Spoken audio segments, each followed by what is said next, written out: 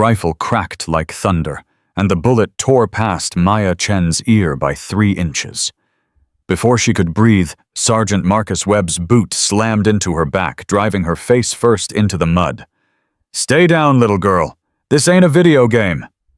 Laughter erupted from the wolf pack, 5 elite snipers circling like predators. At 5'1" and barely 100 pounds, the 22-year-old looked like she'd wandered into the wrong building. Fort Campbell, Kentucky. 0600 hours. The deadliest sniper course in the military. And in exactly 43 minutes, this joke would save 27 lives. If this story about a young woman being crushed in the mud makes your blood boil, take a quick second to hit that subscribe button and follow this story to the very end. Drop a comment telling me which city you're watching from. I love seeing how far these stories travel. Now let's see how Maya responds to this brutal humiliation. The morning had started 3 hours earlier. Maya Chen opened her eyes at exactly 300 hours. No alarm. Her body had been trained to wake precisely when needed, a skill she'd never explained to anyone here. She lay still for 30 seconds, listening. 3 other women breathed steadily in the darkness of the barracks. All asleep. All exhausted from yesterday's preliminary fitness test that had eliminated 12 candidates before lunch. Maya slipped out of bed without making a sound. Her feet touched the cold floor, and she dressed in the darkness with movements so economical they seemed rehearsed. Because they were. She pulled on her worn uniform top, and moonlight from the window caught something on her right forearm. A scar. Long. Pale against her tan skin, running from wrist to elbow. Her fingers touched it unconsciously. A flash of memory hit her. Sand. Blood. The weight of a rifle. Someone whispering through static, "Shadow, take the shot." The crack of gunfire. "Target down. Moving to extraction point." Maya shook her head hard, banishing the images. Not now. Not here. She wrapped her left knee carefully, an old injury that ached in the humidity, and checked her watch. 0315. Perfect. By 0400, Maya sat alone in the far corner of the mess hall, back to the wall. Eyes tracking every entrance, every exit, every person who moved through the space. The coffee tasted like motor oil. The eggs were worse. But she ate mechanically, fueling her body for what was coming. That's when the wolf pack made their entrance. Marcus Webb led them like he owned the entire base. 6'4" of muscle and arrogance, his shaved head gleaming under the fluorescent lights. Behind him came Jake Torres with his permanent sneer, Tyler Brooks cracking his knuckles, Rico Martinez staying quiet in the back, and Derek Owens, the biggest of them all, shoving a smaller recruit out of his way. They commanded the center table immediately. Their voices filled the mess hall with stories of confirmed kills, impossible shots, women they'd conquered. Maya continued eating, watching. Elena Rodriguez, the only other female candidate who'd made it past day 1, approached Maya's table with her tray. "Mind if I—" "Don't even think about it." Webb's voice cut through the mess hall like a blade. Everyone stopped talking. "Losers sit alone," Webb continued, standing from his table. "Winners sit with winners. Which one are you, Rodriguez?" Elena hesitated. She looked at Maya, something like an apology in her eyes, then moved to another table. Maya didn't react. She took another bite of eggs, but she felt Webb approaching, felt his shadow fall across her tray before she saw it. "Well, well?" Webb loomed over her, arms crossed. "Look what crawled out of the recruitment office. You lost Sweetheart Malls that way." Maya looked up, met his eyes for exactly 1 second, then returned to her food. Something in that glance made Webb pause. Not fear, not defiance exactly, but an absence of fear that didn't match her mousy appearance. "I'm talking to you, recruit." He slammed his palm on the table. Maya's juice cup jumped. Coffee splashed. She didn't flinch. Instead, she calmly reached out and steadied the cup. Took another bite of eggs. The calculated disrespect infuriated him. "You deaf as well as dumb." Webb grabbed her tray and flipped it. Scrambled eggs and coffee cascaded onto her uniform, splashing across her face, soaking through to her skin. The mess hall erupted in laughter and applause. Jake Torres started a slow clap. Derek Owens pounded the table. Maya sat perfectly still for 3 seconds. Then she stood, picked up the tray, walked to the cleanup station. No hurry, no anger, just mechanical efficiency. As she passed the Wolfpack's table, her eyes swept across their positions. Just once. Quick. And Master Sergeant Patricia Blake, observing from the doorway, noticed something that made her blood run cold. Maya had automatically calculated firing angles, from her seat to the windows, from the windows to Webb's position, from Webb's position to every exit. Muscle memory. Blake had seen that sweep before, in operators who'd spent years in combat zones. "Who the hell is that girl?" she whispered to herself. 30 hours found them walking to the range. Lead Instructor Derek Mason strode at the front of the 43 remaining candidates, his voice carrying across the morning air. "Today's initial qualification, 1,000-yard shots with 15-knot crosswinds. Half of you won't make it past lunch. The other half will wish you hadn't." Webb deliberately bumped into Maya from behind, sending her stumbling forward. His coffee cup somehow tipped, splashing across her range bag. "Oops," Webb grinned. Butterfingers. More laughter from his pack. Maya steadied herself and kept walking. She didn't shake the bag or try to salvage her gear. She simply tilted it slightly, letting the coffee drain out the bottom corner. Her face showed nothing. Blake, walking behind the group, noticed Maya's gait. Too quiet for a civilian. Heel-to-toe roll that made almost no sound on the gravel. "She moves like a ghost," Blake muttered.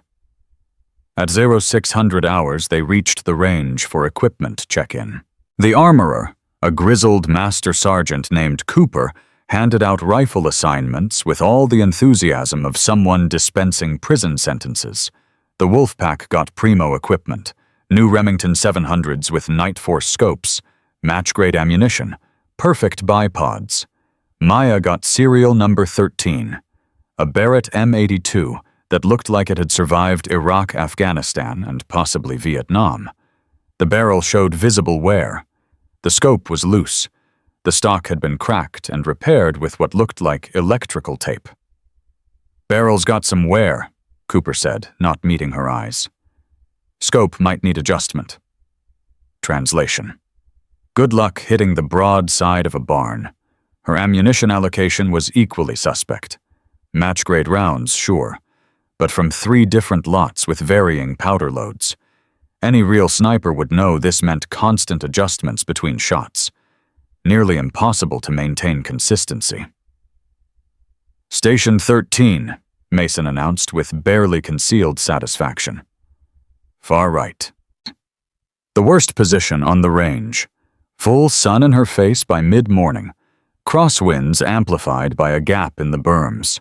A concrete barrier that would trap her brass and powder residue, creating a personal gas chamber with every shot. Maya accepted it all without comment. She carried her rifle to the station and began her setup. That's when the first strange thing happened. Despite the equipment sabotage, she methodically sorted each round by weight, using nothing but her fingers. Feeling differences so slight, they shouldn't have been detectable. Elena, setting up at Station 12, watched in fascination as Maya arranged the rounds in a specific order. "Hey, Princess," Jake called out. "Nail salon's that way.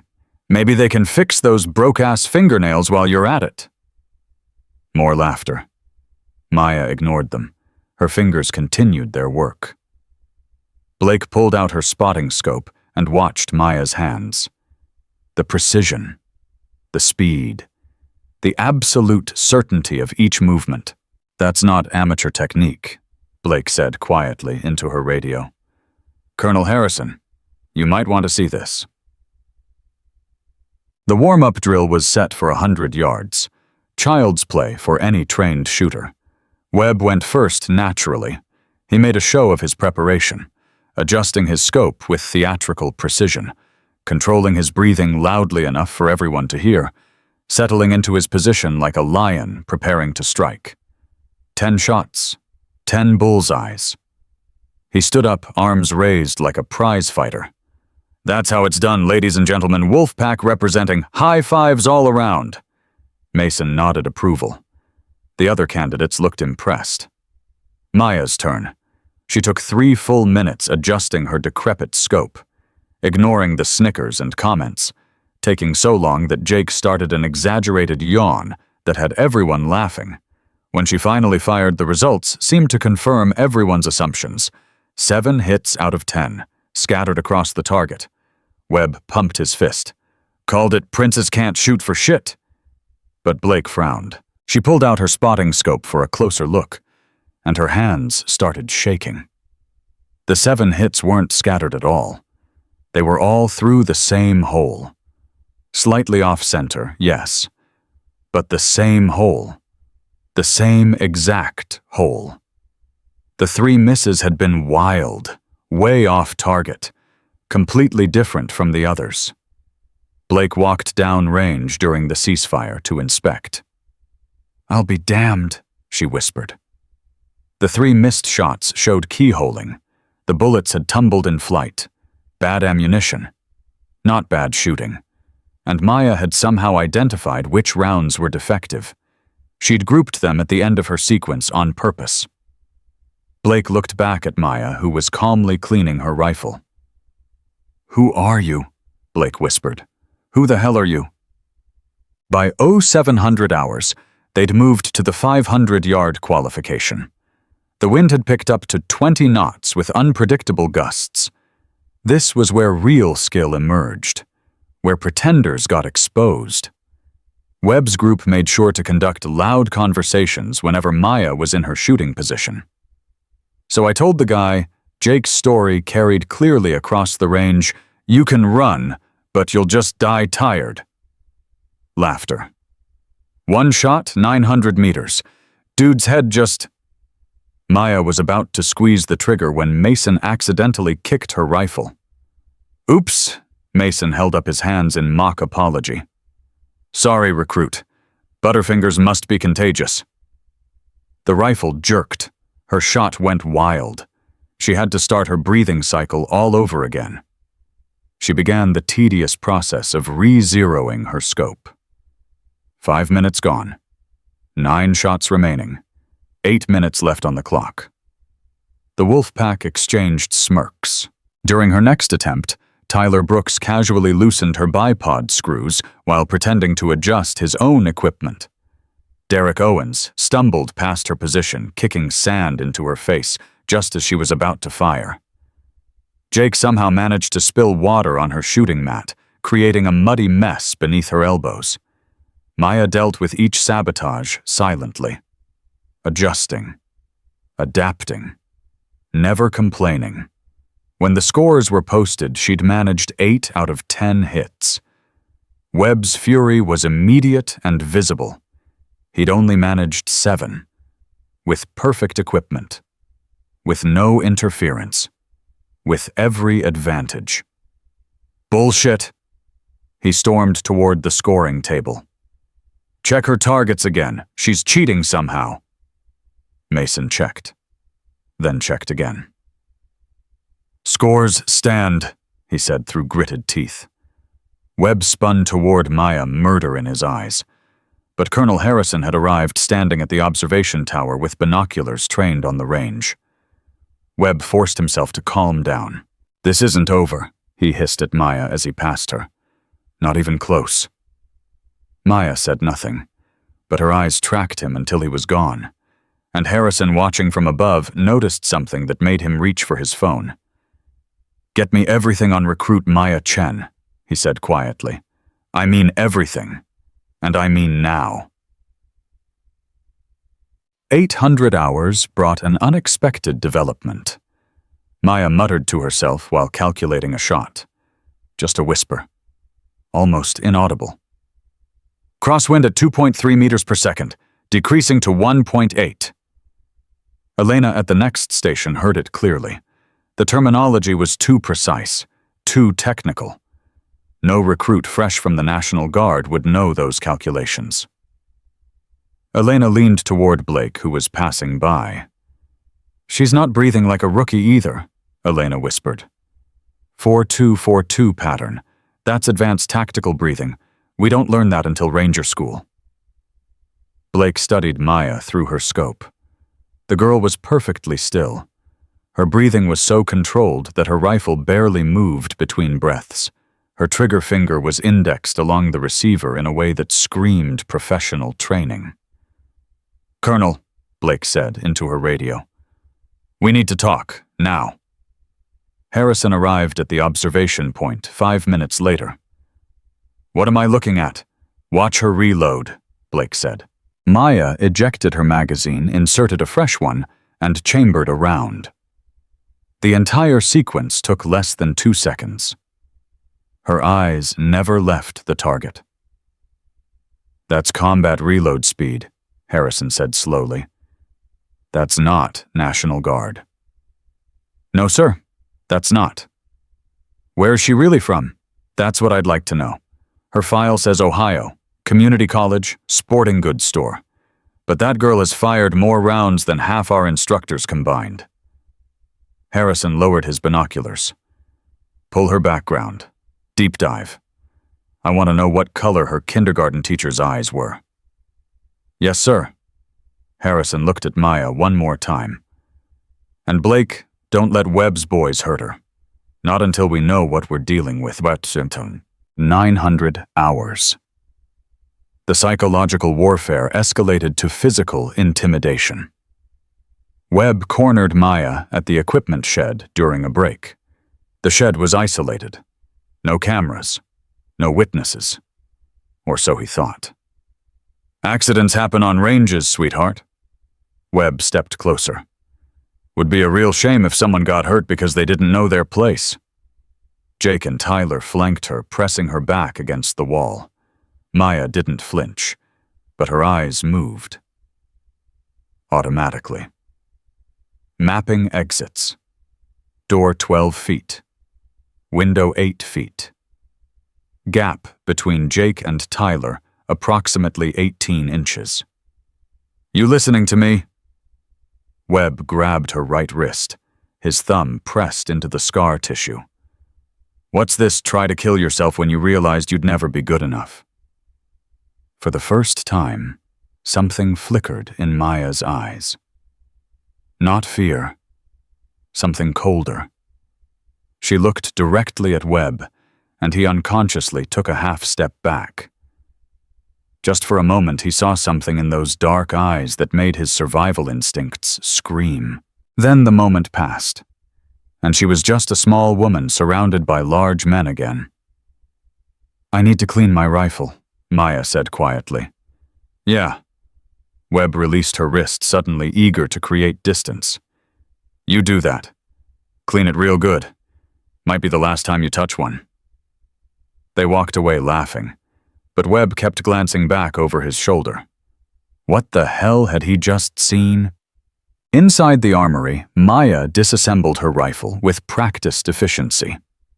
Even with hostile eyes on her, Derek Owens had followed her inside. Her hands never shook.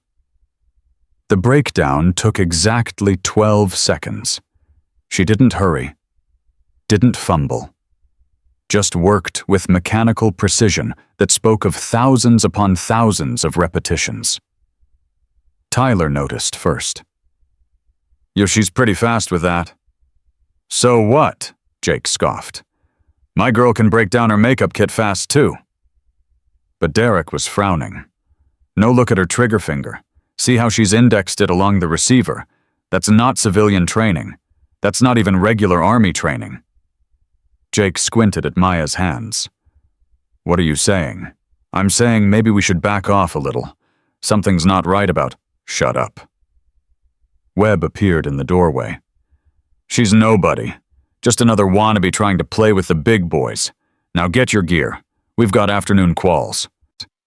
But as they left, Jake couldn't shake the feeling that they'd just made a very big mistake. 09:30 hours. Colonel Harrison's office. The background check results had arrived. Harrison stared at his computer screen, frowning. This is too clean, he said. Blake nodded. I thought the same thing. Born in Ohio. Unremarkable school records. 2 years of community college, dropped out. Worked at a sporting goods store for 3 years. Joined the National Guard 18 months ago. Applied for sniper school on a lark. It's a legend, Blake said. A well-crafted one.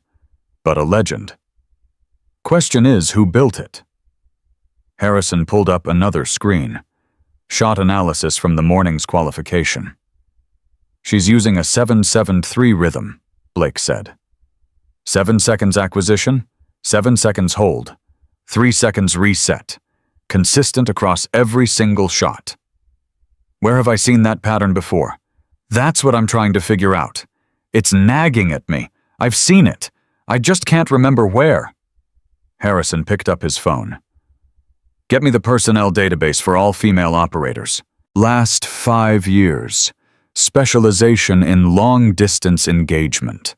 I want photographs, service records, everything. He paused, listening. Yes, I know that's classified. That's why I'm calling you instead of just looking it up. Make it happen. He hung up and turned to Blake. Keep watching her. Whatever's happening here, I want to see it unfold. 1,000 hours brought the shooting under duress test. Candidates had to run 400 meters in full gear, then engage targets within 60 seconds, while their heart rates were still elevated. This was where physical conditioning met mental discipline, where your body screamed for oxygen, but your mind had to force calm. Most candidates struggled badly. Webb finished his run and dropped prone, his chest heaving like a bellows. The range safety officer checked his vitals. Heart rate 142, respiratory rate 32. He's redlining. It took Webb 90 seconds to get his first shot off. His hands were shaking. His breathing was ragged. Of 10 shots, only 6 hit the target. He stood up, making excuses about the wind. Maya's turn. She finished her run and assumed her shooting position. The RSO attached the heart rate monitor and frowned at his display. Equipment malfunction. No way. Blake checked the backup monitor. Same reading. Maya's heart rate was 48. That's impossible, the RSO said. She just ran 400 meters in full kit. Nobody recovers that fast. But Maya was already shooting. Her breathing had fallen into a controlled pattern within seconds of stopping. Her first shot rang out exactly 30 seconds after she'd finished the run. 10 shots. 10 hits. Heart rate never exceeded 52. That's not natural, Mason muttered, genuine unease in his voice. Nobody's body does that. Nobody human. But Harrison, watching from the tower, had seen it before. Combat veterans, the ones who'd learned to control their autonomic responses through years of practice, the ones who could drop their heart rates on command. It took years of training, thousands of hours in kill houses and fire zones, and it usually came with a price. Experiences that forced you to master your body or die. Who are you, Maya Chen? Harrison whispered. And what brought you here? 1,100 hours. The mess hall. The false identity seed was planted during the lunch break. Rico Martinez accidentally left an old Army Times near Maya's seat. The headline read, "Female Guard member wins all Army marksmanship competition." The photo showed a woman who could have been Maya from a distance. Same height, similar build, dark hair. The name in the article was Michelle Chen. "Hey, that's you," Tyler exclaimed with fake surprise. "Maya, Michelle, close enough, right?" Maya glanced at the paper without picking it up. "Not me." "Come on, don't be modest." Jake pressed closer. "Says here she was a guard member at Fort Campbell. That's where you were stationed, right? I've never been to Fort Campbell." Her voice was flat, uninterested. She stood and left, abandoning her unfinished lunch. Mason grabbed the paper, studying the article intently. "Well, boys," he grinned at the wolf pack. "Looks like our mystery's solved. Just another weekend warrior trying to play with the big boys." But Blake, who'd been watching from across the room, wasn't buying it. She'd seen how Maya looked at the photograph. Not surprise, not confusion, recognition. Maya knew exactly who Michelle Chen was, and she wasn't her, which meant the Wolfpack had just given Maya a perfect cover story, a false trail for anyone investigating her background. "Clever girl," Blake murmured. "Very clever. 1,200 hours." Watching Maya navigate through her day was like observing a ghost trying to pretend it was human. She made all the right mistakes, fumbling with equipment she'd supposedly never touched before, asking basic questions about range procedures, maintaining the facade of inexperience. But the details betrayed her.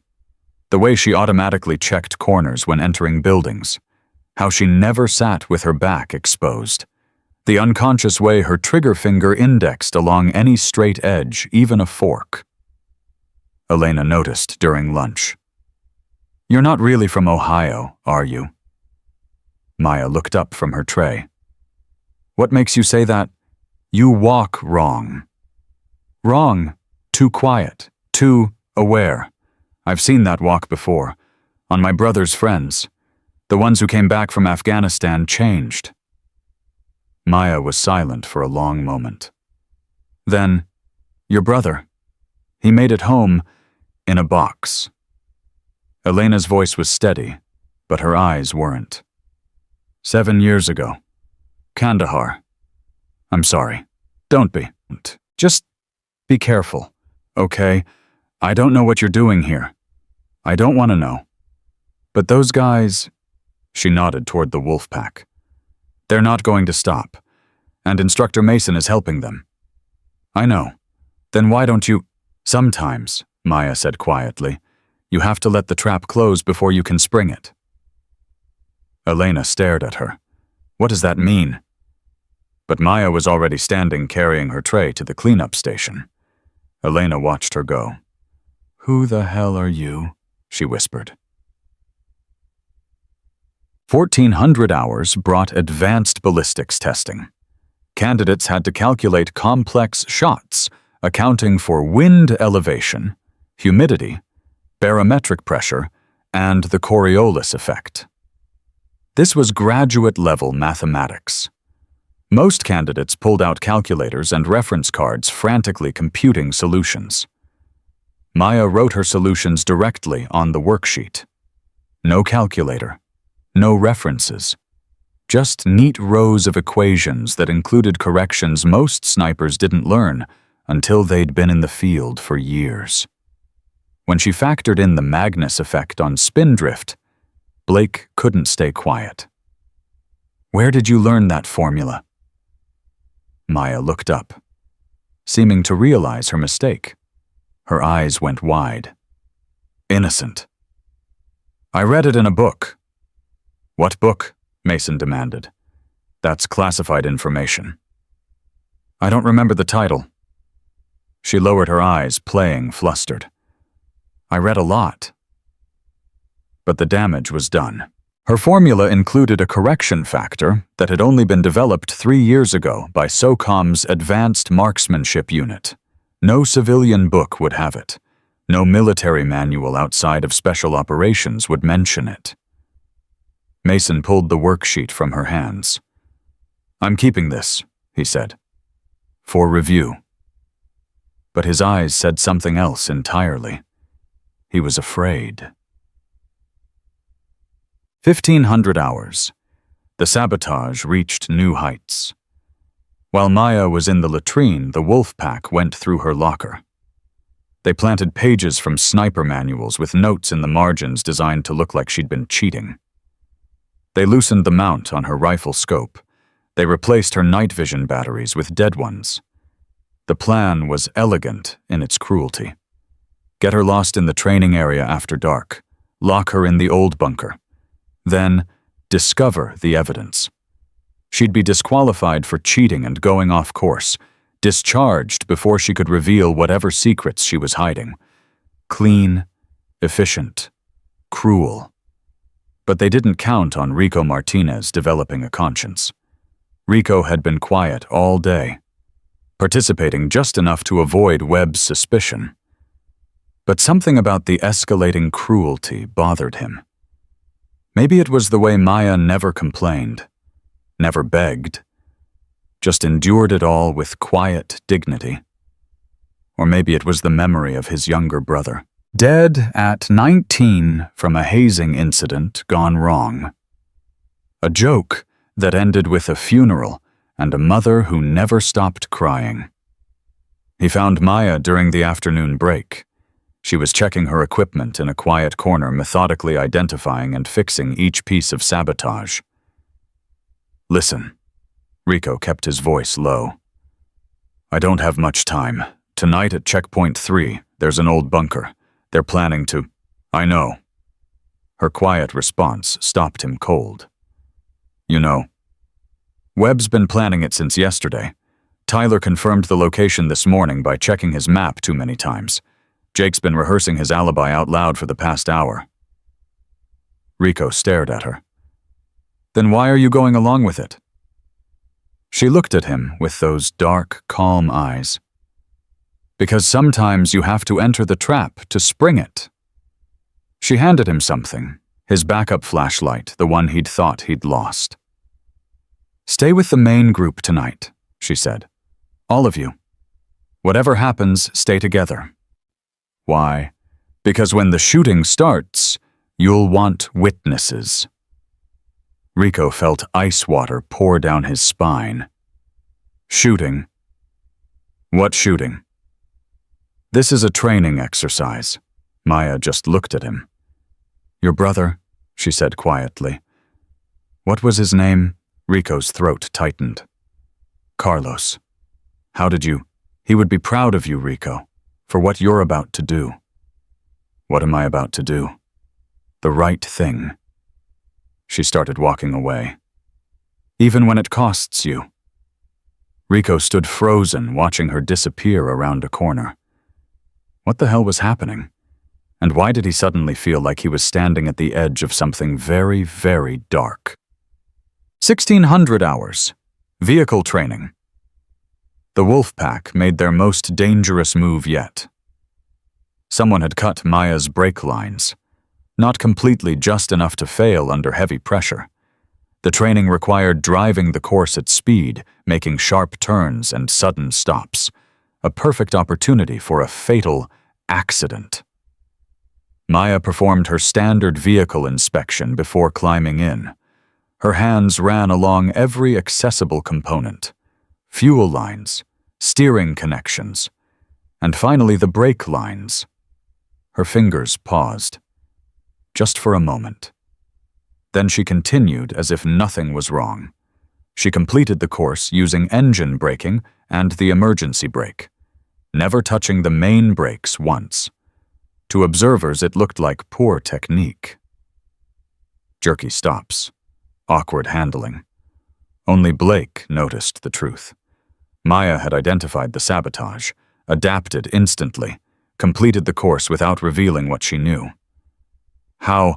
Mason was beside himself. How does she keep surviving everything? Maybe she's just lucky, Jake offered. Nobody's that lucky. But the tell came from an unexpected source. Master Sergeant Williams, the oldest instructor at the school, had been walking past the vehicle course.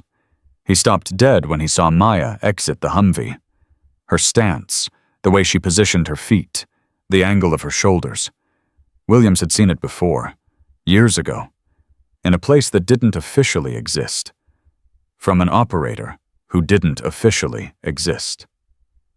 "No," he whispered. "Can't be. She's dead. They told us she was dead." He turned and hurried away before anyone could question him. But Harrison, watching from his office window, saw the reaction, and he made another phone call. "I need everything you have on Operation Shadow Protocol," he said, "and I need it in the next hour." 1700 hours. Final preparations.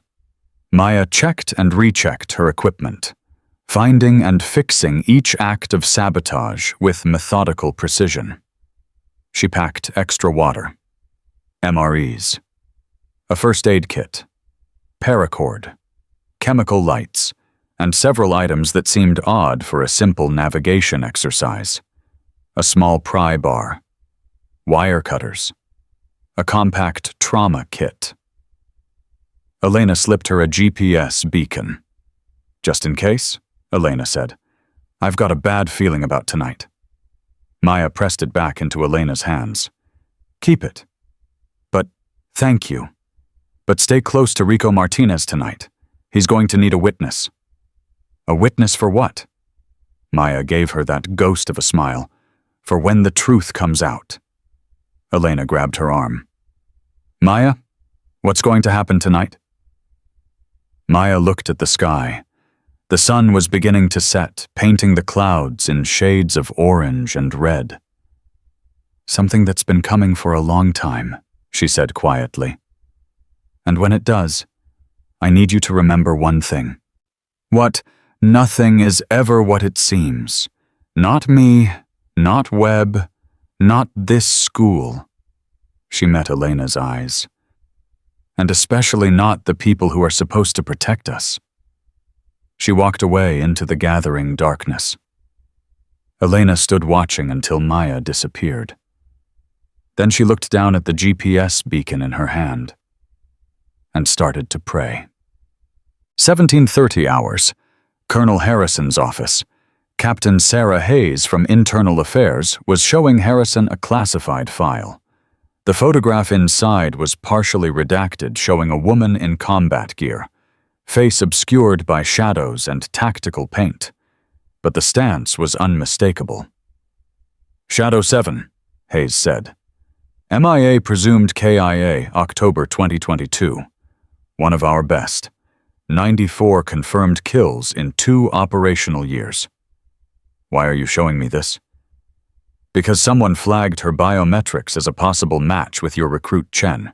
Same height, same build, similar movement patterns." Harrison studied the photograph. "But it's impossible. Shadow 7 died in an ambush outside Kandahar. Entire convoy destroyed. No survivors." "Sir, we never recovered the bodies. The vehicles burned for 6 hours. DNA testing was inconclusive on 2 of the casualties." Harrison felt ice forming in his stomach. "You're saying she might have survived?" "I'm saying someone with her exact shooting pattern is on your range right now. And tonight there's going to be a live fire exercise in your training area." Harrison grabbed his phone. "Get me General Morrison. Priority 1. Tell him Shadow 7 may be alive." He paused, listening. "What do you mean he already knows?" 1755 hours. Maya stood at the edge of the training area, watching the other candidates prepare for the night navigation exercise. The wolf pack was huddled together, running through their plan one last time. Webb kept looking in her direction, smirking. He thought he was the predator. He had no idea what was coming. Maya touched the scar on her forearm. "Almost time," she whispered. In the distance, thunder rumbled, but the sky was clear, and Maya knew that sound wasn't thunder at all. 1800 hours. The navigation exercise began. 43 candidates spread out across the training area, like ants scattering from a disturbed nest. Each had been assigned a different route, a different sequence of checkpoints, a different path through the darkness. Maya moved into the tree line and vanished. She wasn't following her assigned route. Instead, she paralleled it, staying in the shadows, moving with a silence that seemed impossible for someone carrying a full pack. Her feet found the quiet places between twigs and dry leaves. Her breathing stayed controlled. Her eyes adjusted to the darkness faster than they should have. 20 minutes in, she heard them. The wolf pack had set up their ambush at checkpoint 3, exactly where she'd known they would be. The old bunker from the Cold War era sat like a concrete tomb in a small clearing. Its steel door stood open, an invitation into darkness. Webb's voice carried through the night air. "Where is she? She should have been here 10 minutes ago. Maybe she got lost already." Jake laughed. "That compass we gave her points 30 degrees off. She's probably walking in circles." "Or maybe she quit," Tyler added. "Ran back to Mommy." But Webb wasn't laughing. He kept scanning the tree line, his hand resting on the flashlight at his belt. "Something feels wrong," he said quietly. "You're paranoid, man." Derek slapped him on the shoulder. "She's just a girl. A tiny, scared little girl who's about to spend a very uncomfortable night in a very dark bunker."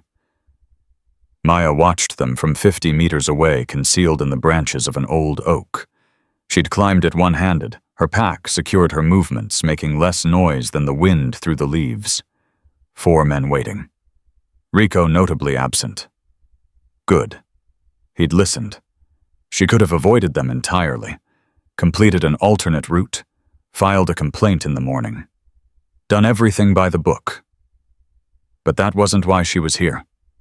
There were larger games being played tonight, and sometimes the only way to catch a predator was to let it think it had caught you first. Maya climbed down from the tree and began walking toward the clearing. She made just enough noise to alert them. Footsteps on dry leaves, a twig snapping, the sounds of someone trying to be quiet, but failing. Webb's head snapped toward the sound. There. They emerged from the shadows like wolves surrounding her before she'd fully entered the clearing. Jake grabbed her arms. Derek took her rifle. Tyler shined a flashlight directly in her eyes. "Well, well." Webb's grin was predatory in the darkness. "Right on time, Princess. End of the line." Checkpoint 3. Maya's voice was calm, flat. "I need to check in for my navigation card." "Oh, you'll check in all right." Webb gestured toward the open bunker door. The rusty hinges looked like they hadn't moved in decades. "In there. We'll let you out in the morning. Maybe." They started forcing her toward the entrance. Maya let them. She was memorizing everything: the locking mechanism, the hinges, the thickness of the door, the exact position of each man. As they shoved her toward the darkness, she caught Webb's wrist. Just for a moment, just long enough to meet his eyes. 6 hours, she said quietly. Webb's smirk faltered. "What? You might want to stay together tonight, all of you. Don't separate. Don't go anywhere alone." Is that a threat? It's advice. Maya stepped into the bunker willingly, her eyes never leaving his. "Tick-tock, Sergeant Webb." The door slammed shut behind her. The locking bar dropped into place with a solid clang that echoed through the concrete chamber. Outside, the wolf pack high-fived and celebrated. "That's what happens when you mess with the big dogs," Jake whooped. "She looked scared," Tyler said with satisfaction. "Did you see her face?" But Webb stood silent, staring at the closed door. 6 hours. What did that mean? And why did he suddenly feel like he was the one who'd walked into a trap inside the bunker? Absolute darkness swallowed Maya whole. The smell of 60 years of decay filled her nostrils. Concrete dust, old metal, something that might have been dead rats. She waited, counting seconds, listening to the muffled sounds of celebration outside grow distant as the wolf pack moved away to establish their alibi. 60 seconds. That's all she needed. Then she went to work. Her hands moved in the darkness with practiced efficiency. She'd noticed the emergency supplies during her entry. Ancient but serviceable. Wire. Old tools. Things that had been left behind when this bunker was decommissioned. Things that could be repurposed.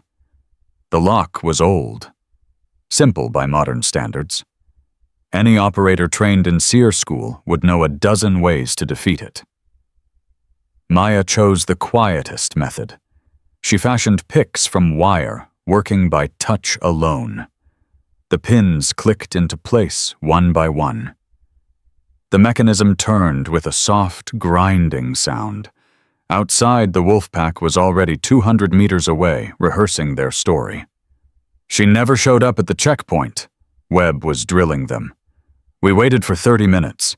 Then we continued the exercise. Nothing unusual. Nothing suspicious. "What if someone finds her tonight?" Tyler asked. "Nobody's going to check that bunker until tomorrow at the earliest. By then we'll have discovered the evidence in her locker. Cheating. Conduct unbecoming. Automatic discharge." Jake grinned. "Perfect crime." "No such thing as a perfect crime," Rico said quietly. Everyone turned to look at him. "What's that supposed to mean?" Webb stepped closer, his voice dangerous. Rico held his ground. "Just saying, every plan has holes. Every trap has weak points. You going soft on me, Martinez? I'm being realistic." Webb grabbed Rico's collar, pulling him close. "Listen to me very carefully. You're either with us or you're against us. There's no middle ground. So which is it?" Rico met his eyes without flinching. "I'm with the team Webb. Always have been." "Then shut up and follow orders." Webb released him and turned away. But Rico's words had planted a seed of doubt. What if something went wrong? What if the trap didn't hold? Back at the bunker, Maya pushed the door open slowly. It swung without a sound, the hinges responding to careful pressure. She stepped out into the moonlight and took a deep breath of fresh air. Then she checked her watch. 1847 hours. 13 minutes ahead of schedule. She retrieved her rifle from where Derek had carelessly tossed it and began moving through the trees. Not toward the checkpoints, not toward the base, toward the perimeter. Because Maya had been listening to more than just the wolf pack's plans. For 3 days, she'd been monitoring radio traffic, intercepting encrypted transmissions, piecing together a puzzle that most people didn't even know existed. Someone had been selling information about Fort Campbell's security protocols, patrol routes, response times, weak points in the perimeter defenses, and tonight, the buyers were coming to collect. Maya found her position at 1855. A small rise overlooking the eastern perimeter with clear sight lines to both the ammunition depot and the main gate. She settled into the prone position, rifle ready, and waited. At 1900 hours exactly, the first explosion lit up the night. Not a training charge, not a simulation. Real ordnance, real fire, real destruction. The sound hit Maya like a physical blow. Years of training kicked in immediately. She scanned the perimeter through her scope, identifying muzzle flashes in the tree line, counting hostiles, assessing their positions and movements. 12 to 15 tangos. Well armed, moving with military precision toward the ammunition depot. The base sirens began wailing. FP on Delta, the highest threat level. This was real. 1 mile away, the wolf pack froze in their tracks. "What the hell was that?" Tyler's voice cracked with fear. Another explosion. Then the distinctive chatter of automatic weapons fire. AK-47s from the sound of it. Coming from the direction of the main gate. Webb's radio crackled to life. The emergency broadcast cut through the static like a knife. All personnel to defensive positions. This is not a drill. Repeat, not a drill. We have multiple hostiles inside the wire. All combat-capable personnel report to sector assignments immediately. The wolf pack looked at each other in the darkness. The reality of their situation crashed over them like a wave. They were 2 miles from the main base, unarmed except for their navigation equipment, scattered across unfamiliar terrain in the dark. And they'd just locked their best shooter in a bunker with no way to communicate. "We need to get back," Jake said, his earlier bravado completely gone. "We need to get her out." "Forget her." Derek grabbed Jake's arm. "We need to save ourselves." "He's right," Tyler said. "Every man for himself. We can explain later." But Webb was already running toward checkpoint 3. "Webb," Jake called after him. "What are you doing?" "Fixing my mistake," Webb shouted back. "Now either help me or get the hell out of my way." They found the bunker door standing open. Empty. No Maya. No equipment. No sign she'd ever been there except for some bent wire on the ground. "She's gone," Jake breathed. "How is she gone?" Webb picked up the wire.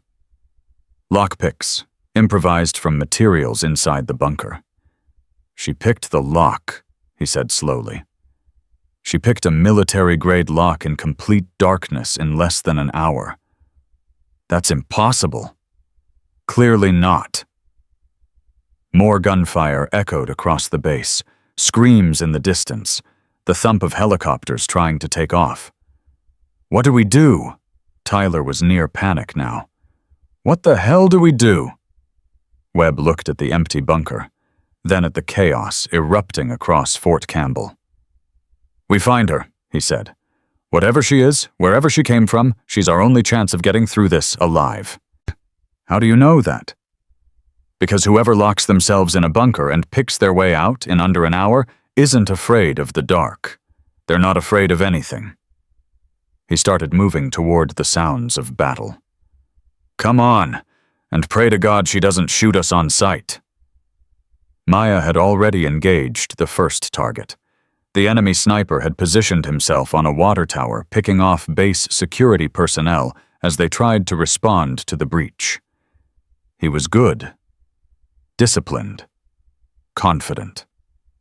He never saw Maya. She found him through her scope at 823 yards. Wind compensation factored. Bullet drop calculated. Heart rate steady at 48 beats per minute. She fired between heartbeats.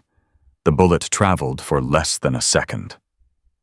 The enemy sniper's head snapped sideways, and he crumpled over his rifle dead before his brain could register the threat. Maya was already moving, displacing to a new position. Rule number 1 of sniper warfare: never fire twice from the same location. The remaining hostiles hadn't heard her suppressed shot, hadn't seen her muzzle flash. Their first indication that something was wrong was their sniper's sudden silence. "Eagle 1 report!" The enemy commander's voice came through the radio Maya had taken from a fallen guard. "Eagle 1, do you copy? Static. All units, Eagle 1 is down. Possible counter-sniper activity. Find cover and report any—" Maya found the machine gun team next. They were laying down suppressive fire on the main gate, keeping reinforcements from entering the base. Distance 791 yards. She adjusted for the heat rising from the parking lot asphalt. Led the target slightly to account for his movement pattern. The gunner was mid-burst when Maya's round took him center mass. He dropped like his strings had been cut, the machine gun falling silent. His assistant tried to grab the weapon. Maya's second shot caught him before his hands touched the grip. 2 down. 10 to 12 remaining. In the Tactical Operations Center, Colonel Harrison watched the chaos unfold through security cameras. "Who's engaging the hostiles?" he demanded.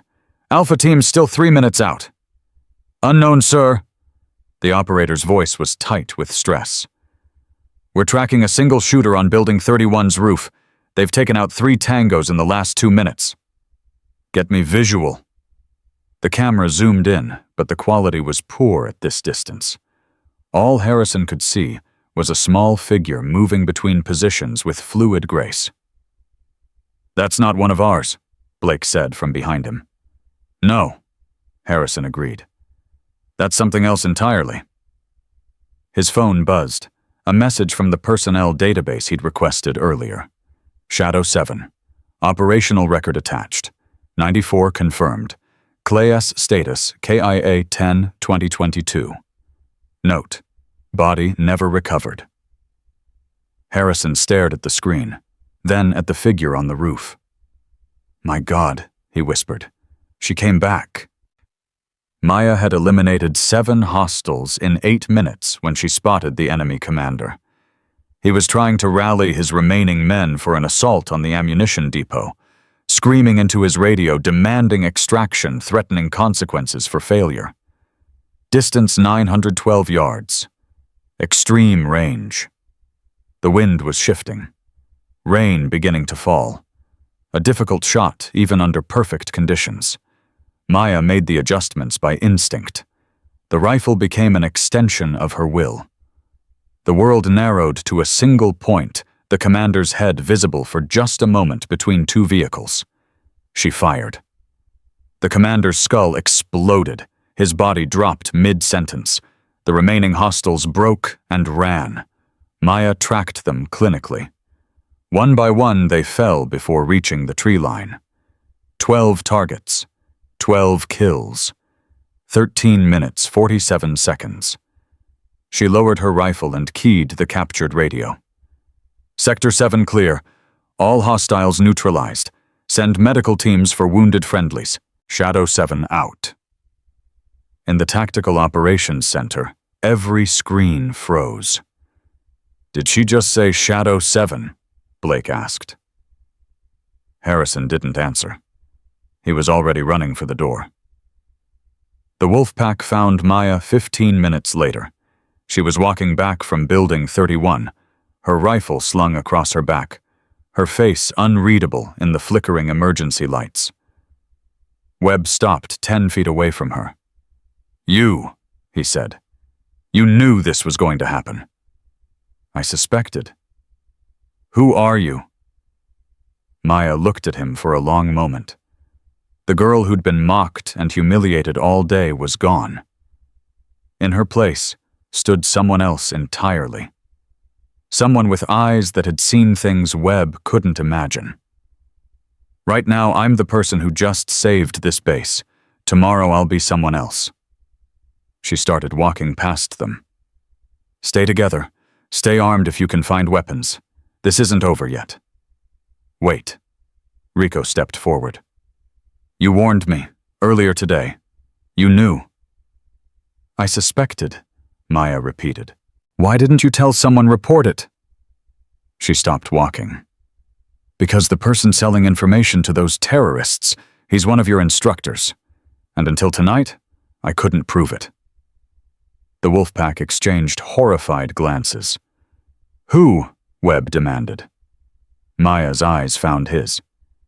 "You'll find out at the debrief, but right now I need you to do something for me." "What?" "Guard the armory. Don't let anyone except confirmed friendlies near those weapons. And Webb..." She held his gaze. "Whatever happens next, remember one thing." "What's that?" "Every soldier can be redeemed. Every mistake can become a lesson. The question is whether you're brave enough to learn." She walked into the darkness, leaving them standing in silence. Webb stared after her until she disappeared. "Well," Jake said weakly, "I think we really screwed up." For the first time in his life, Marcus Webb had no argument to offer. The armory smelled like gun oil and fear. Webb and his squad stood guard exactly where Maya had told them, watching shadows jump. At every distant explosion, every echo of gunfire that still crackled across the base. The emergency lights painted everything in shades of red and black. "This is insane," Tyler whispered. "We should be running. We should be hiding." "Shut up." Webb's voice was steady, but his hands weren't. "We do what she said." "Why?" "Because some tiny girl told us to, the same girl we locked in a bunker 2 hours ago. That tiny girl just killed 12 terrorists by herself." Jake's face was pale in the dim light. "I saw the bodies, Tyler. I saw what she did to them. 1 shot each. Perfect placement." Derek shifted his weight nervously. "How does anyone shoot like that? How does anyone even see targets at that distance in the dark?" "She's not anyone." Rico spoke for the first time since they'd arrived. "She's something else. Something they trained and honed and turned into a weapon." "How do you know?" "Because she warned me." Rico's voice cracked. "Hours before it happened.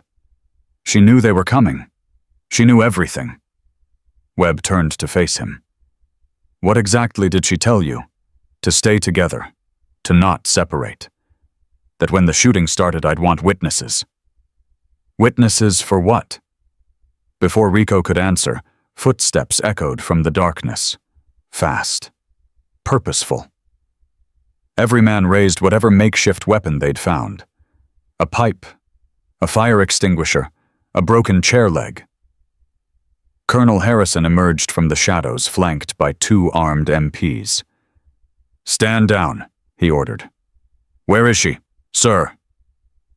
Webb lowered his pipe. "Where is who?" "Don't play games with me, Sergeant. The woman who just saved this base. Where did she go?" "She told us to guard the armory. Then she walked off toward Sector 9. Harrison's jaw tightened. "Sector 9, of course." He turned to the MPs. "Get these men inside. Full lockdown until we sort this out." "Sir, what's happening?" Webb stepped forward. "Who is she? What's in Sector 9? Harrison paused. For a moment, something flickered across his face. Not anger, not frustration. Fear. "Sector 9 is where we house the intelligence unit," he said quietly. "And if she's heading there, it means she's not done yet." Maya moved through the chaos like a ghost through fog. Emergency personnel ran past her without a second glance.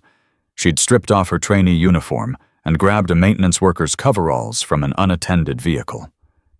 Just another face in the crowd.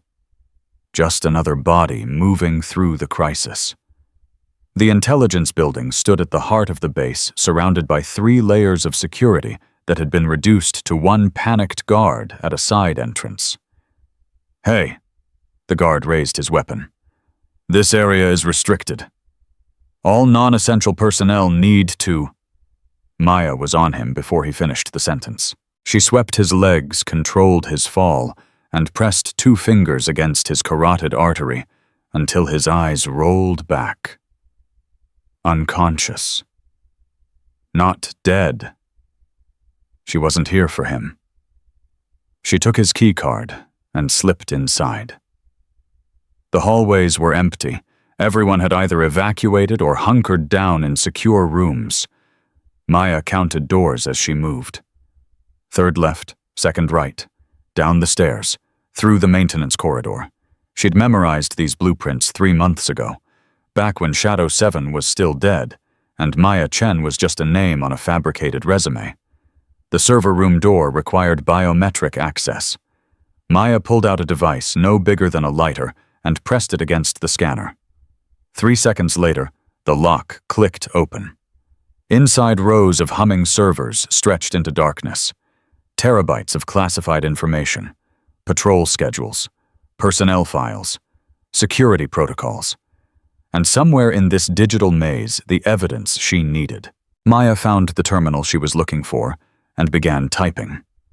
Her fingers flew across the keyboard with practiced speed. Encryption codes she shouldn't know. Access protocols that didn't officially exist. The screen filled with data. financial transfers, cryptocurrency payments routed through 17 different accounts, all leading back to one name: Sergeant Derek Mason, lead instructor, sniper school, the man who'd been sabotaging her equipment all week, the man who'd laughed the loudest when she fell in the mud, the man who'd assigned her the worst position on the range, the man who'd been selling the identities of sniper graduates to enemy forces for the past 18 months. Maya copied the files to a secure drive. Every transaction, every communication, every name in his network. "I knew you'd come here." Maya spun. Master Sergeant Williams stood in the doorway, his weapon raised, but not aimed.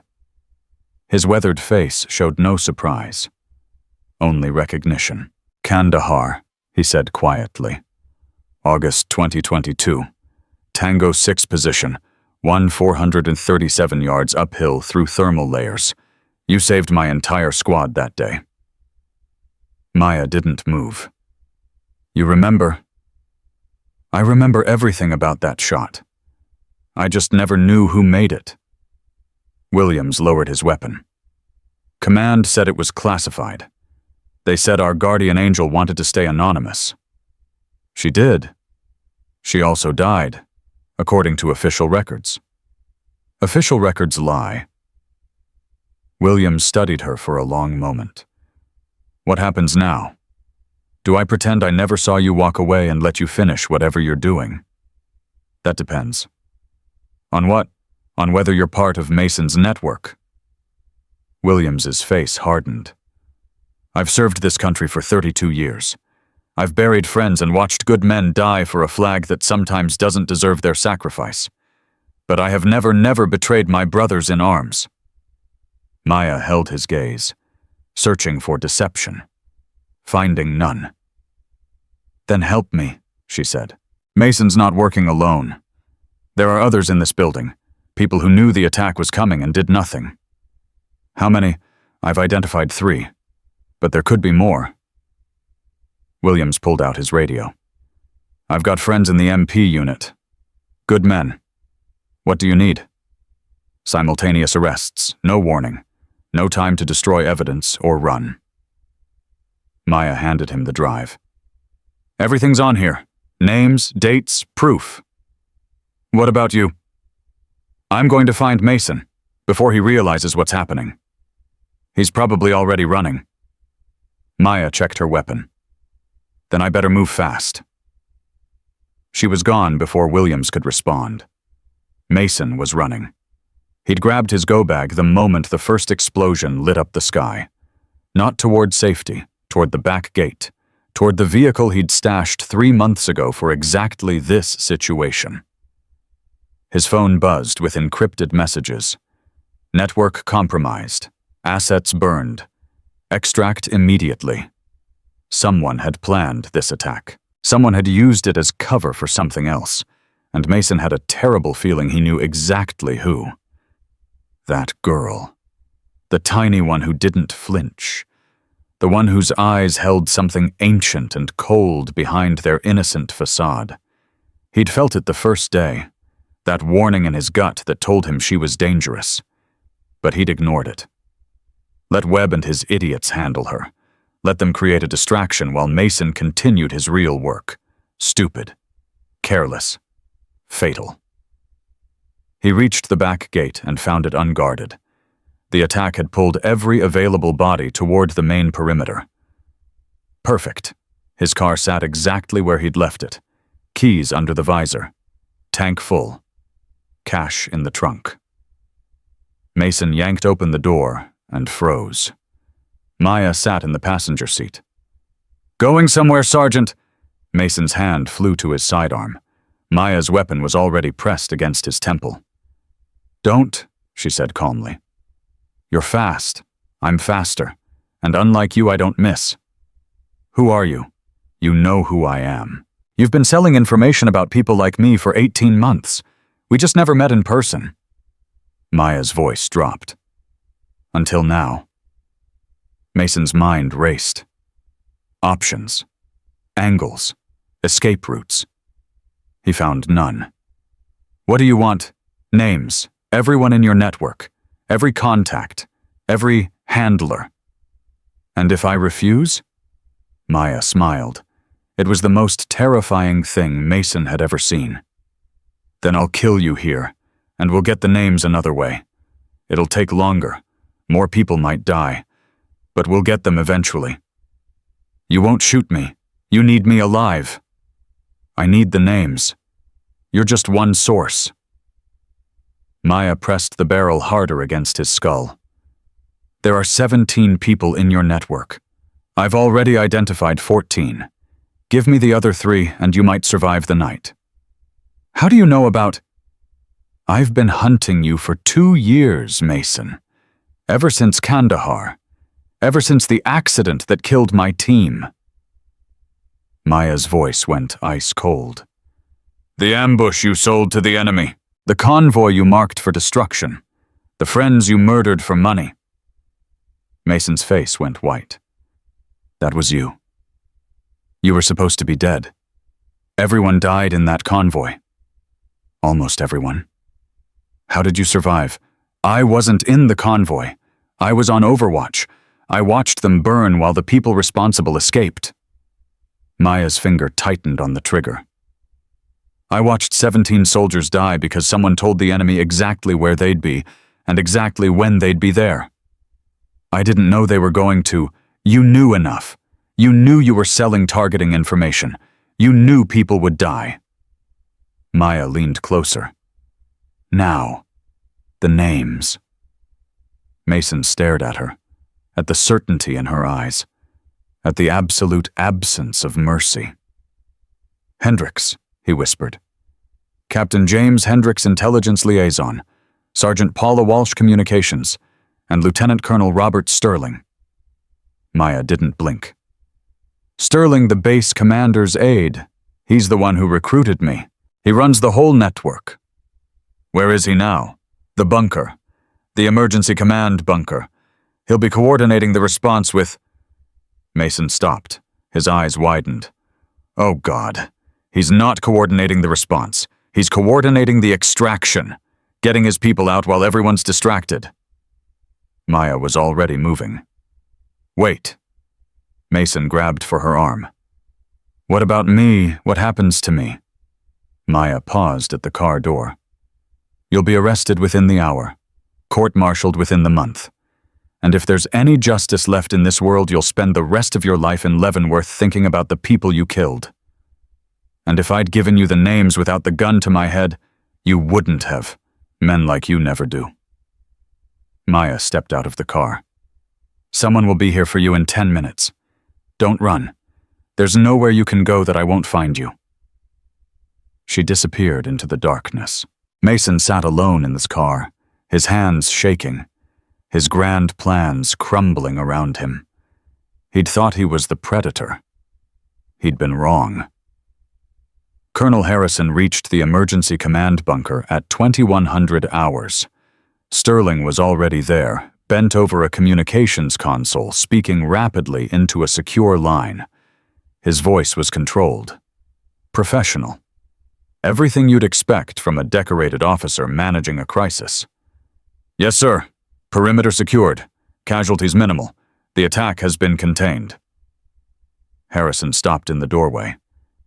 Something was wrong. Sterling's eyes. They kept darting toward the emergency exit, toward the bag he'd placed just a little too close to the door, toward the phone he kept checking between calls. Lieutenant Colonel. Harrison's voice cut through the room. Step away from the console. Sterling straightened, turned. His face showed surprise, then confusion. Sir, is something wrong? I said step away. Colonel, with respect, I'm coordinating the... You're coordinating an extraction. Harrison drew his sidearm. And it's not our people you're trying to save.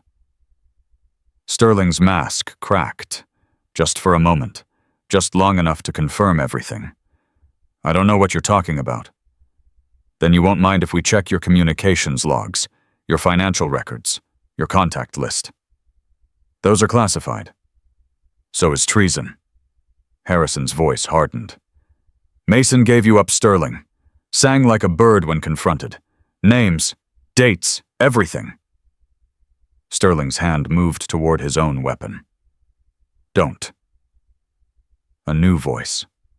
From the shadows behind Harrison. Maya stepped into the light. Sterling's face went pale. You're supposed to be dead. I keep hearing that. Maya raised her rifle. Hands up, now! This is insane, Sterling's voice rose. You can't seriously believe I'm involved in 14 graduate snipers from this school died in the past 18 months. Maya's words were bullets. Each one precise.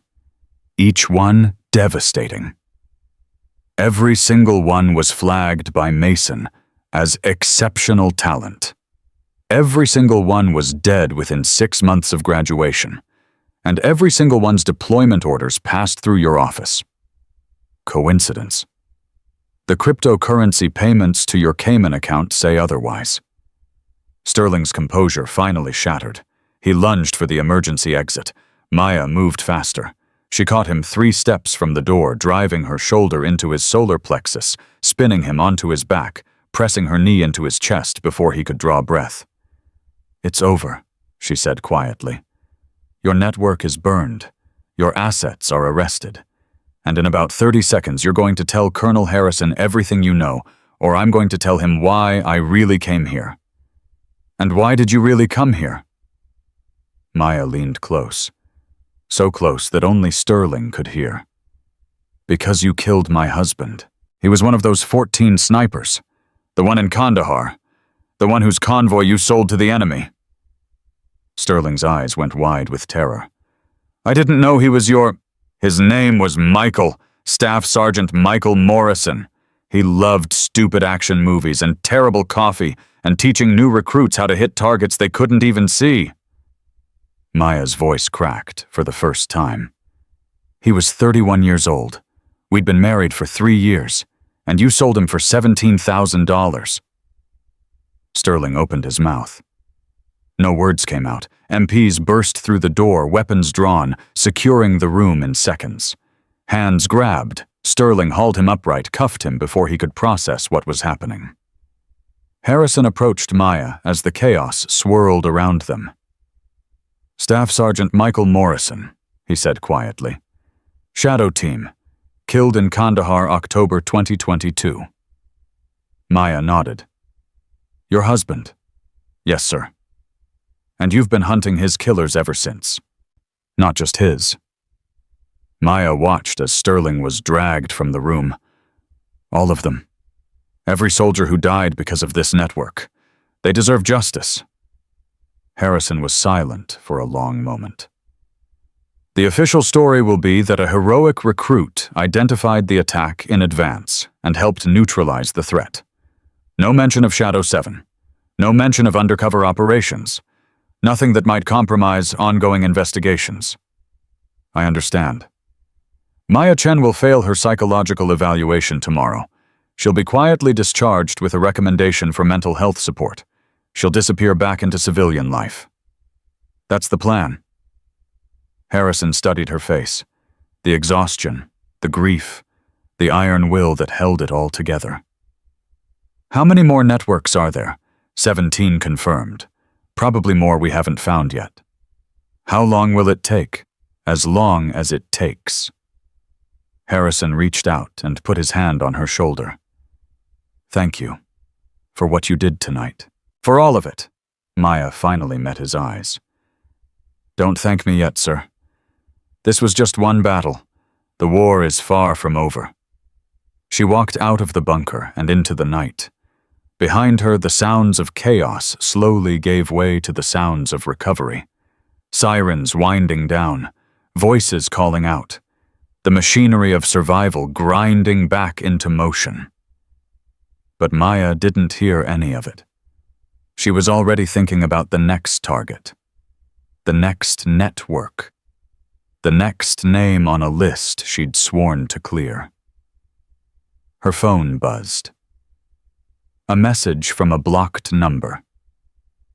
Phase 1 complete. 17 arrests confirmed. Phase 2 briefing at 0800 tomorrow. Maya deleted the message and kept walking.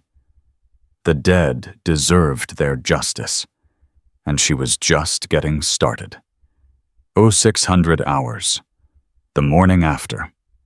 The wolf pack sat in the briefing room surrounded by armed guards waiting for judgment. Nobody had slept. Nobody had spoken. The weight of what they'd witnessed, what they'd been part of, hung over them like a death sentence. Webb stared at his hands, the same hands that had shoved a woman into the mud, the same hands that had sabotaged her equipment, the same hands that had locked her in a bunker while terrorists infiltrated the base. Those hands felt like they belonged to someone else now. The door opened.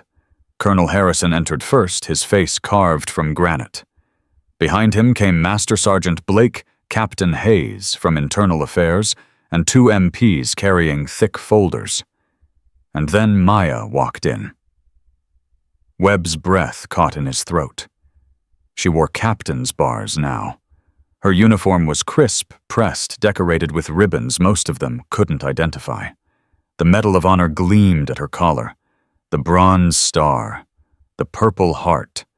Service medals from campaigns that didn't officially exist. This wasn't the same woman they'd mocked yesterday. This was someone else entirely. Maya took her position at the front of the room without speaking. Her eyes swept across them. Webb, Jake Tyler, Derek Rico, with an expression that revealed nothing. Harrison cleared his throat. Gentlemen, what I'm about to tell you is classified at the highest level. Nothing said in this room leaves this room. Is that understood? Yes, sir. The response was automatic. Hollow. Good. Harrison nodded toward Maya. Captain Chen, the floor is yours. Maya stepped forward. When she spoke, her voice was different, commanding.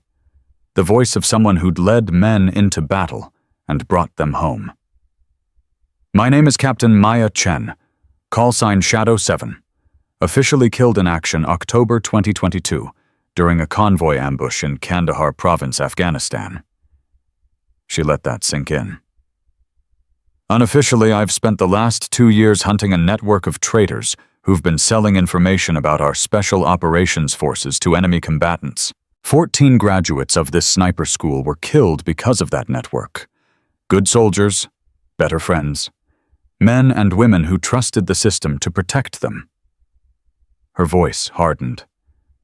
The system failed them. So I became something outside the system, something that could do what needed to be done. Jake raised his hand hesitantly. Ma'am, how did you survive the convoy attack?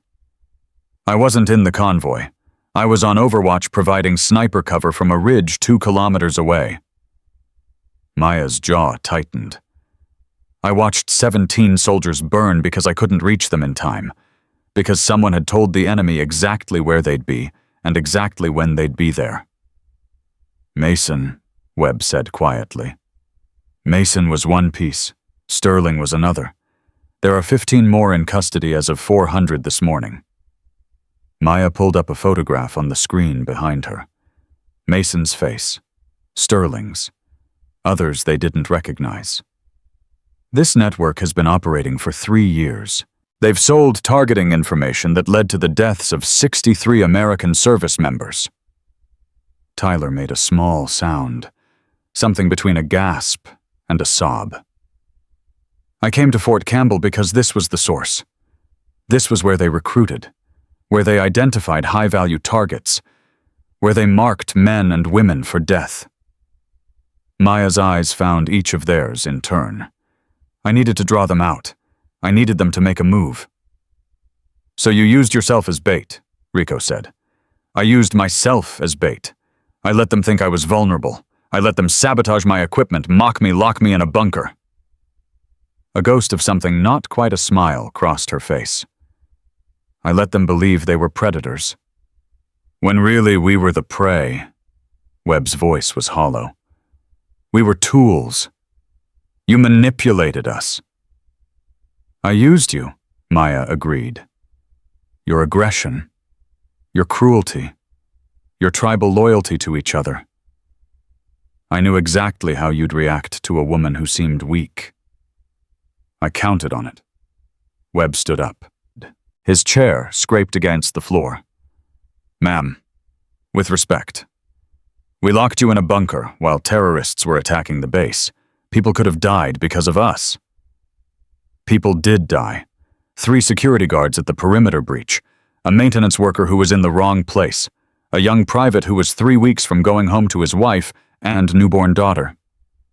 The room went silent. Their deaths are on Mason, on Sterling, on every person in that network. Maya's voice dropped. But your actions put you in a position where you couldn't help. You were 2 miles from the base, unarmed, chasing your own cruelty instead of preparing for a real threat. So what happens to us now? Jake asked. Court-martial discharge, prison? Maya studied him for a long moment. That depends on what you've learned. She walked to Webb and stood directly in front of him. They were almost the same height now that she wasn't playing the victim. Her eyes met his without flinching. Sergeant Webb, Sergeant, you're being reduced to private effective immediately. 6 months of remedial leadership training under Master Sergeant Williams. You'll learn the difference between strength and cruelty, between leading and bullying, between a soldier and a thug. Webb's throat worked. Yes, ma'am. You have aggression. You have accuracy. Properly channeled, these are assets. Her voice softened almost imperceptibly. Improperly channeled, they create the toxic environment that allows traitors like Mason to operate. Do you understand the distinction? I think so, ma'am. Think harder. Lives depend on it. She moved to Jake. Private Torres, your reduction in rank is also effective immediately. Kitchen duty for 3 months. You'll learn what it means to serve others instead of mocking them. Jake swallowed hard. Yes, ma'am. Your tendency to follow without thinking makes you dangerous. Not to enemies, to your own team. A man who goes along with cruelty because it's easier than standing up is a liability in combat. I understand, ma'am. Do you? Because right now I see a man who's scared. Fear can make you better or worse. The choice is yours. Tyler was next. Private Brooks, dishonorable discharge. Your pattern of following without moral consideration makes you unsuitable for military service. Tyler's face crumpled. Ma'am, please, I'll do anything. You'll take this opportunity to find another path. One where your decisions don't put other lives at risk. Maya's voice carried no cruelty, only certainty. This isn't punishment for what you did to me. This is recognition of who you are. Some people aren't meant to carry weapons. That's not shameful. It's just true. Derek Owens was already shaking before she reached him. Private Owens, dishonorable discharge. Your inability to control your impulses under pressure is disqualifying. I was just following Webb's lead. I didn't. You chose to follow.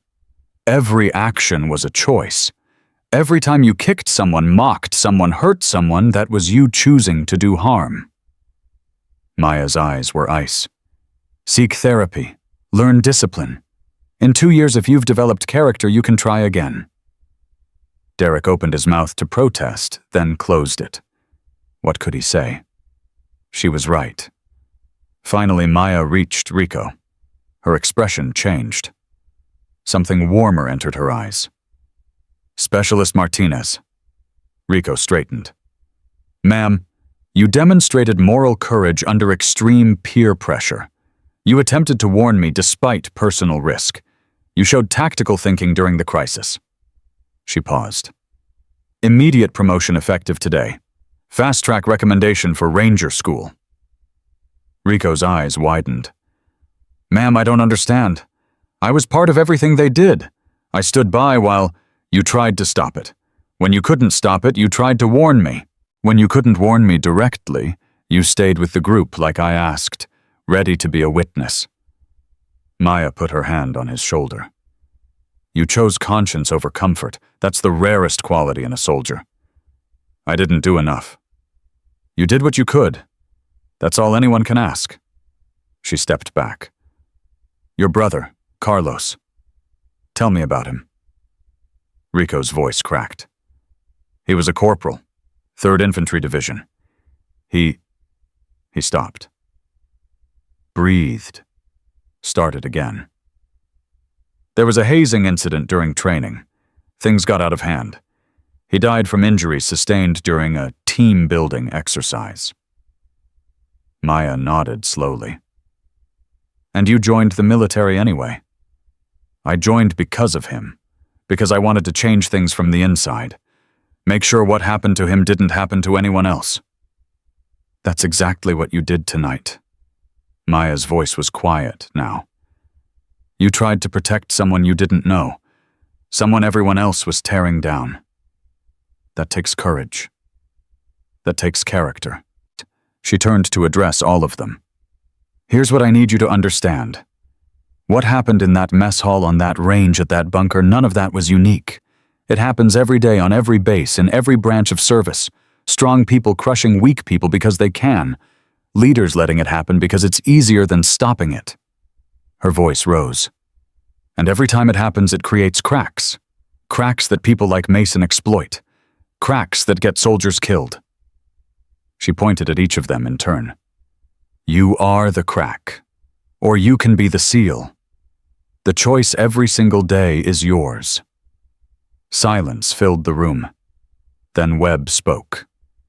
Ma'am, the people who died last night, the security guards, the maintenance worker, the private with the baby at home. His voice was rough. What were their names? Maya looked at him for a long moment. Sergeant First Class James Monroe, Private Second Class Anthony Cruz, Mr. Harold Washington, and Private Rebecca Santos. She was 20 years old. Webb's hands clenched into fists at his sides. I want to attend their memorials, if that's possible, if their families will allow it. Why? Because I need to look their families in the eye. I need to tell them I'm sorry, and I need to promise them I'll spend the rest of my career making sure it never happens again. Maya studied his face, searching for deception, finding something else instead. That's the first intelligent thing you've said since I met you, Sergeant Webb. Private Webb, he corrected quietly. I don't deserve those stripes. Not anymore. Maya almost smiled. Report to Master Sergeant Williams at 0800. Your training begins today. The briefing broke up slowly. MPs escorted Tyler and Derek away. Jake shuffled toward the kitchen facilities, his shoulders slumped, but his spine straight. Rico lingered at the doorway, uncertain where to go. Maya caught him before he left. Your brother's photograph, the one you carry in your left chest pocket. Rico's hand moved automatically to his heart. How did you keep it there? Always. Let it remind you why you do this. She pressed something into his hand. A challenge coin bearing the insignia of Shadow Team. And if you ever need anything at all, you call the number on the back. Rico looked at the coin, then at her. Who are you really? Not the cover story, not the legend. Who are you? Maya considered the question. I'm a woman who lost everything and decided to make sure others didn't have to. I'm a ghost who refuses to stay dead. I'm a weapon aimed at the people who think they can sell soldiers for profit and sleep well at night. She started walking away. Ma'am, Rico called after her. What happens now? To you, I mean. Maya paused at the door. Now Maya Chen fails her psychological evaluation. She gets discharged for instability. She disappears back into civilian life, forgotten and dismissed. And Shadow 7, that ghost of a smile again. Shadow 7 reloads. Harrison found Maya in his office an hour later. She was staring at a photograph on his desk. A young woman in combat gear laughing at something off camera. The nameplate read Private Rebecca Santos. She was supposed to deploy next month, Harrison said quietly. First overseas assignment. She was so excited. 20 years old. 20 years old. Maya set the photograph down carefully. I should have moved faster. If I'd confronted Mason earlier, if I'd alerted security before the breach, you couldn't have known the timing. Nobody could have. I knew something was coming. I let it happen because I needed to catch them in the act. Maya's voice cracked for the first time. I made a tactical decision, and Rebecca Santos paid for it. Harrison sat down heavily in his chair. You saved this base. You exposed a network that's been killing our people for 3 years. You did what needed to be done. That doesn't bring her back. No, it doesn't. They sat in silence. Finally, Harrison spoke again. General Morrison is on his way. He should arrive within the hour. Maya's expression flickered, just for a moment. Thomas is coming here. He requested the assignment personally, said he needed to see something with his own eyes. See what? Harrison looked at her steadily. His wife. The word hung in the air. You know, Maya said quietly, I figured it out last night. Michael Morrison, the soldier who died in Kandahar. He was Thomas Morrison's younger brother, and you. I was Thomas's wife. Am Thomas's wife. On paper, anyway. Maya rubbed her eyes. We got married 3 weeks before the convoy attack. 3 weeks of being husband and wife before I watched his brother burn. And Thomas helped you fake your death. Thomas signed the paperwork that made Shadow 7 disappear. He's the one who built the legend, who gave me the resources to hunt Mason's network. Her voice hardened. He's the one who told me to finish the mission no matter what it cost, even if it cost him his wife. Especially if it cost him his wife. Maya stood and walked to the window. We agreed that first night after Kandahar. We agreed that finding the people responsible mattered more than our marriage, our careers, our lives. Michael deserved justice. All of them deserved justice. And now that it's done, Maya was quiet for a long moment. It's not done. This was one network, one cell. There are others. There are always others. Maya, Captain Morrison wants to see me finish what she started. Maya Chen wants to go home and sleep for a year. She turned back to face him. I don't know which one wins. I don't know if there's anything left of either of them. The door opened. An aide leaned in. Sir General Morrison has arrived. He's requesting immediate access to... The aide spotted Maya and stopped. Ma'am. Maya straightened her uniform, composed her face, became someone else entirely. Send him in. Thomas Morrison was everything his file suggested. Tall, commanding, the kind of presence that filled a room without trying. But when he saw Maya, something cracked. Just for a moment, just long enough to see the man behind the general's stars. Captain Chen. His voice was steady, formal. I understand we have you to thank for last night's outcome. Just doing my job, sir. Your job. Thomas walked closer, close enough to touch, close enough to see the exhaustion in her eyes. We need to discuss your next assignment. Harrison stood. I'll give you the room. That won't be necessary, Colonel. This is official business. Thomas handed Maya a folder. New identity, new mission, new target. Maya opened the folder, read the first page. Her face went pale. This is Phase 2, the network's financial backers. 3 names all connected to defense contractors with government clearances. Thomas's voice was carefully neutral. We need someone on the inside, someone who doesn't exist. You want me to go under again? I want you to finish what you started. Thomas, General Morrison. His voice sharpened. We're not husband and wife in this room.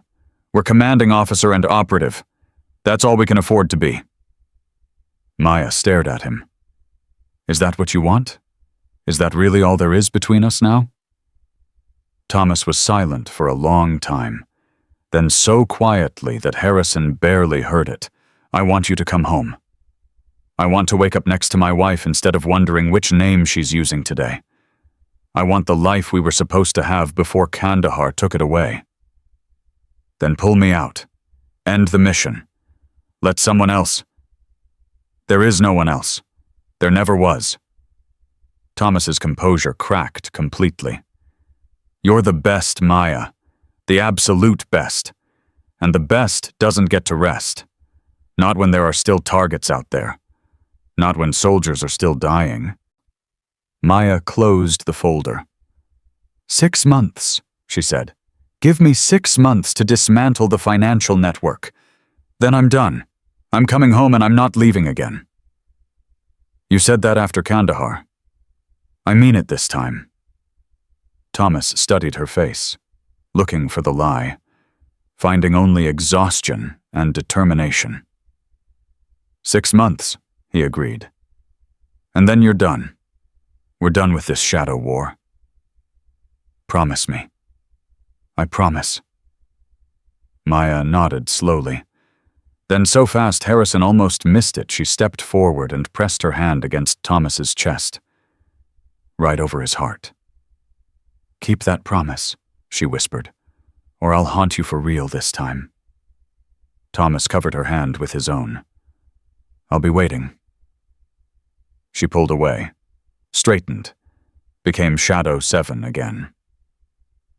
General, Colonel, she saluted. Permission to prepare for deployment.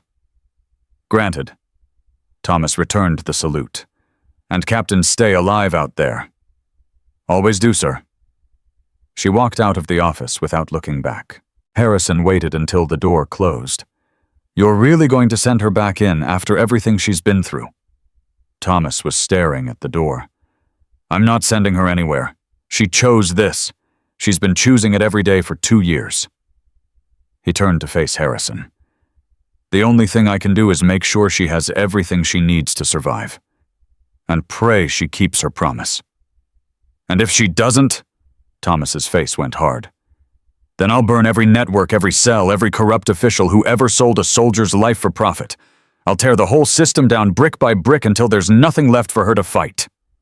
He walked to the window and looked out at the base still scarred from last night's attack. She's not the only ghost in this family, Colonel. She's just the one who shoots straighter. 3 months later. Marcus Webb stood at the edge of the rifle range, watching the sunrise paint the sky in shades of orange and gold. His private's stripes felt strange on his shoulders, lighter somehow, like a weight had been lifted instead of added. Master Sergeant Williams walked up beside him. You're here early. Couldn't sleep. Webb rolled his shoulders. Today's the first batch of new recruits. And you're nervous. I'm terrified. Williams nodded slowly. Good. Terror means you understand what's at stake. Arrogance is what got you here in the first place. Webb turned to face his mentor. 3 months of brutal training had changed him. Not just physically, though the kitchen duty and remedial exercises had stripped away the softness, but something deeper. Something in his eyes. I keep thinking about them, Webb said quietly. The recruits who are going to walk through those gates today. Some of them are going to look like easy targets. Small, quiet, different. And I keep wondering how many of them are hiding something extraordinary. How many of them could be the next Shadow 7 if someone just gave them a chance instead of tearing them down? Williams almost smiled. That's the question, isn't it? That's the question you should have been asking all along. The first bus pulled up at 0700 hours. 46 new candidates spilled out, blinking in the morning light, clutching their gear bags like lifelines. Webb scanned the crowd automatically, looking for the ones who would struggle, the ones who would need extra support. His eyes landed on a young woman near the back, barely 5 feet tall, shoulders hunched, eyes darting nervously. 3 months ago, he would have marked her as a target. Now he marked her as someone to watch. "All right, recruits," Williams' voice boomed across the assembly area. "Welcome to Fort Campbell Sniper School. I'm Master Sergeant Williams, and this is Private Webb. He's going to be your assistant instructor for the next 12 weeks. Whispers rippled through the crowd. Private assistant instructor. "That's right," Williams continued. "Private Webb is here because he learned something important the hard way, and he's going to make damn sure none of you have to learn it the same way." Webb stepped forward. "6 months ago, I stood where you're standing. I thought I was special. I thought being big and loud and aggressive made me a leader." He paused. "I was wrong." The recruits stared at him. "I bullied a fellow candidate, sabotaged her equipment, locked her in a bunker during a training exercise." Webb's voice cracked. "And while I was playing my stupid games, terrorists attacked this base. People died. Good people. People who deserved better." Silence. "The woman I tormented, she saved this base. She killed 12 hostiles by herself while I was 2 miles away, hiding in the dark, unable to help." Webb looked at each recruit in turn. "I'm telling you this because I want you to understand something. The person you dismiss, the person you mock, the person you think doesn't belong here, they might be the one who saves your life someday." The small woman at the back straightened slightly. Her shoulders came back, her chin lifted. Webb noticed, and for the first time in months he felt something like hope. Meanwhile, 2,000 miles away, a woman with auburn hair and green contacts sat in a corporate boardroom in Seattle. Her name tag read Catherine Walsh, Financial Analyst. Her briefcase contained spreadsheets, quarterly reports, and a flash drive with enough evidence to bring down 3 defense contractors and their government enablers. "Catherine..." The CEO leaned forward, his smile shark-like. "Your analysis of our overseas accounts was impressive. Very thorough." "Thank you, sir. I believe in attention to detail." "So I've noticed." He slid a folder across the table. "Which is why I'd like to offer you a promotion. Head of Internal Audit. Full access to all financial records." Catherine smiled. It was the same smile Maya Chen had worn when Webb locked her in the bunker. "I'd be honored, sir." "Excellent. You start Monday." The CEO stood and extended his hand. "Welcome to the inner circle, Catherine. I think you're going to fit right in." She shook his hand firmly. "I'm sure I will." That night, in a secure location, Catherine Walsh became Maya Morrison again. She dialed a number from memory. "It's me." Thomas's voice was rough with exhaustion. "How did it go?" "I'm in. Full access to their financial records. Another month, maybe 6 weeks, and I'll have everything we need." "That's ahead of schedule." "They're arrogant. They think nobody's watching." Maya paused. "They think they're untouchable. And you're going to prove them wrong. I'm going to destroy them." Silence on the line. Then Thomas spoke again. "I got a report from Fort Campbell today about the new training protocols. And Webb is doing well. Really well. William says he's completely different. Humble. Focused.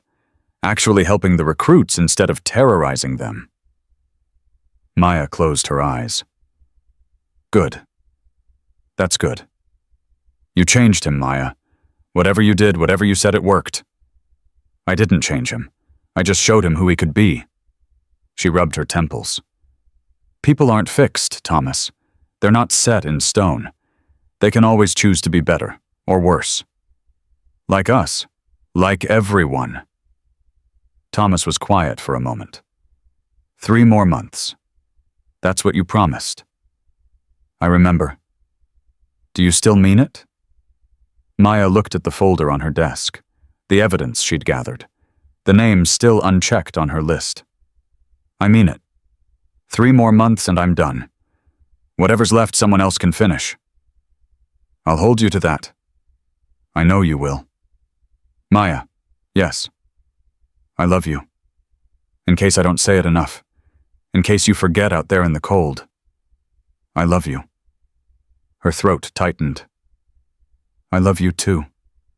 And I haven't forgotten. I never forget. She hung up and stared at the phone for a long moment. Then she opened the folder and got back to work. 4 months later, the trial made national headlines. 3 defense contractors, 2 senators, 17 military officials, all indicted on charges ranging from fraud to treason to conspiracy to commit murder. The evidence had appeared mysteriously on the desks of federal prosecutors. Meticulously organized. Completely irrefutable. Nobody knew where it came from.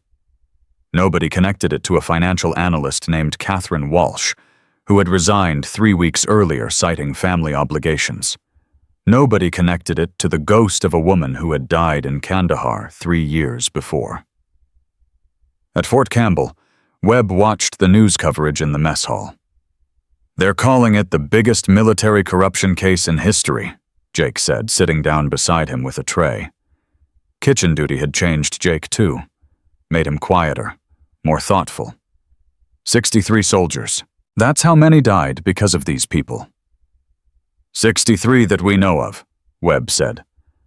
Probably more. Who do you think exposed them? Webb thought of dark eyes that held something ancient and cold. Thought of a woman who moved like a ghost and shot like a god. Someone who cared enough to risk everything. You think we'll ever know who? I think some heroes don't want to be known. Webb stood up. Come on, we've got afternoon drills to prep. Webb? Jake caught his arm. I wanted to say something. What? Thank you for not giving up on me. After everything I did, after everything we did, you could have written me off. Instead, you helped me get back on track. Webb looked at his former packmate. Jake was different now. The sneer was gone. The cruelty had been replaced with something softer, something real. We all deserve a second chance, Webb said. That's what I learned. Everyone can change if they want to badly enough. Did she teach you that the captain? She showed me it was possible. The rest I had to figure out myself. They walked out together equals now, instead of leader and follower. Behind them, the news anchor's voice droned on about justice served and systems reformed. But the real story, the story of a woman who became a ghost to avenge the dead, would never make the headlines. Some stories are too important to tell, 6 months to the day after Fort Campbell. Maya stood in Arlington National Cemetery, Section 60, looking at a headstone she hadn't visited since her own funeral. Staff Sergeant Michael Morrison, beloved brother, soldier friend. I did it, she said quietly. I found them all. Every name on the list. Every person who had a hand in what happened to you. The wind rustled through the trees. No answer came. Sterling's doing life in Leavenworth. Mason got 40 years. The contractors are facing the death penalty in 3 states. Maya knelt down and touched the cold marble. It's not enough. It'll never be enough. But it's done. Footsteps behind her. She didn't turn. She already knew who it was. Thomas Morrison walked up beside her and stood in silence for a long moment. It's over, he said finally. Really over. The network is gone. The backers are in prison or dead. There's nobody left to hunt. And what about Shadow 7? Maya looked at her husband. Shadow 7 is finished. Her mission is complete. She took a deep breath. Maya Morrison is coming home. Thomas's face crumpled. 3 years of stress, 3 years of fear, 3 years of wondering if each phone call would be the one telling him his wife was dead. All of it broke through his composure at once. He grabbed her and held on like a drowning man clutching a lifeline. "Don't leave again," he whispered. "Promise me. Whatever comes next, whatever threat emerges, don't leave again." "I promise." "You've said that before." "I meant it then. I mean it now." Maya pulled back and looked into his eyes. "But I need you to understand something. I'm not the same person who left 3 years ago. I've done things. Killed people. Become someone I'm not sure I recognize." "I don't care." "You should." "Maya." Thomas took her face in his hands. "I fell in love with a soldier, a warrior, a woman who would walk through fire to protect the people she loved. That's who you still are. The rest, the darkness, the ghosts, the weight of what you've done, we'll carry together. It's not that simple. Nothing worth having is simple." Maya leaned into his touch. "I want to go home." "Then let's go home." They walked out of the cemetery together, leaving the graves behind, but Maya paused at the gate. "Wait." She turned back, looking at the rows of white headstones stretching into the distance.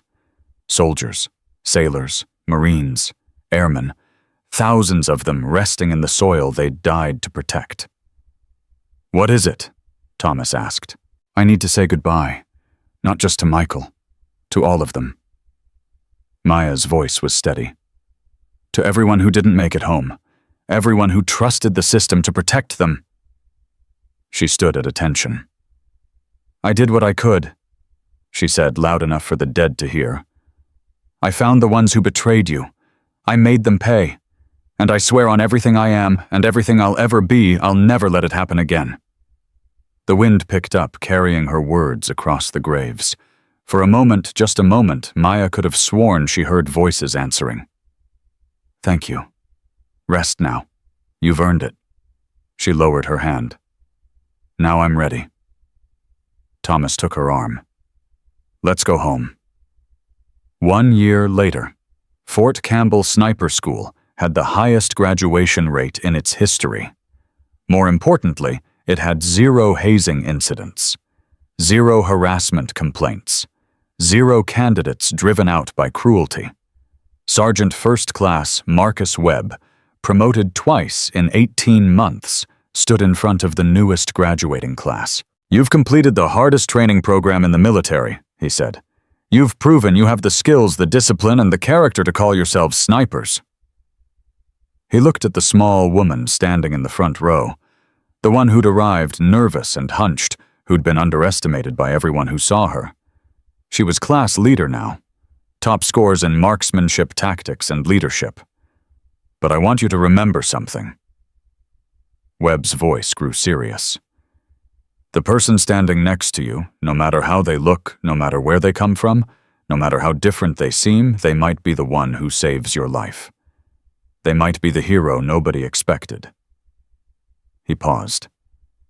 3 years ago, I learned that lesson the hard way. I learned it from a woman who was smaller than any of you, quieter than any of you, and deadlier than anyone I've ever met. She taught me that true strength isn't about size or volume or dominance. It's about choosing to do right even when it costs you everything. The graduate stood a little straighter. "So as you go out into the world, remember this: every person you meet is fighting a battle you can't see. Every soldier you serve with is carrying weight you don't understand. Your job isn't to judge them. Your job is to lift them up." Webb raised his hand in salute. "Dismissed, and congratulations. You've earned this." The graduates cheered, throwing their caps, hugging each other, crying with relief and joy. And somewhere in the back of the crowd, unseen, unnoticed, a small woman with dark hair and dark eyes watched it all unfold. She smiled. Then she turned and walked away. In a house in Virginia, Maya Morrison woke to sunlight streaming through the windows. Thomas was still asleep beside her, his arm draped across her waist, his breathing slow and steady. She lay there for a moment, just feeling it. The warmth, the safety, the ordinary miracle of waking up next to someone who loved her. Her phone buzzed on the nightstand. She ignored it. It buzzed again. And again. Maya sighed and reached for it. A text from an unknown number, network activity detected. New players. Old patterns. Phase 8. She stared at the message. 3 years ago, she would have been halfway out the door already. New identity. New mission. New war to fight. Now she deleted the message and set the phone face down. Thomas stirred beside her. Everything okay? Everything's fine. Maya turned into his embrace. Just spam. You sure? She thought of the message. The new threat. The endless war that would never truly end. Then she thought of her promise. Her husband. The life she'd fought so hard to reclaim. I'm sure. She kissed his forehead. Let someone else save the world today. I'm staying home. Thomas smiled and pulled her closer. Best decision you've ever made. I know. Outside, the sun continued to rise, and somewhere in a city far away, another woman looked at her phone. Saw the message Maya had ignored. She was young, strong, angry at a world that had taken too much from her.